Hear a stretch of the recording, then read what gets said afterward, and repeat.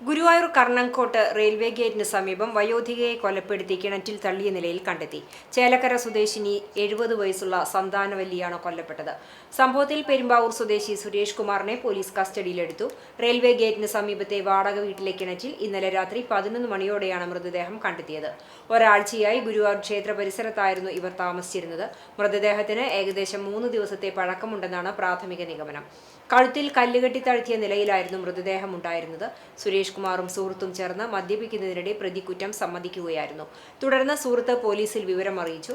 പോലീസും ഫയർഫോഴ്സും സ്ഥലത്തെത്തി നടത്തിയ തെരച്ചിലാണ് മൃതദേഹം കണ്ടെത്തിയത്. ബലാത്സംഗ ശ്രമത്തിനിടെയാണ് കൊലപാതകം നടന്നതെന്നാണ് പോലീസിന്റെ പ്രാഥമിക നിഗമനം. മൃതദേഹം പോസ്റ്റ്മോർട്ടത്തിനായി തൃശൂർ മെഡിക്കൽ കോളേജിലേക്ക് മാറ്റി. വിശദമായ അന്വേഷണത്തിന് ശേഷമേ മരണകാരണം ഉൾപ്പെടെയുള്ള കാര്യങ്ങളിൽ കൂടുതൽ വ്യക്തത വരികയുള്ളൂ എന്ന് പോലീസ് അറിയിച്ചു.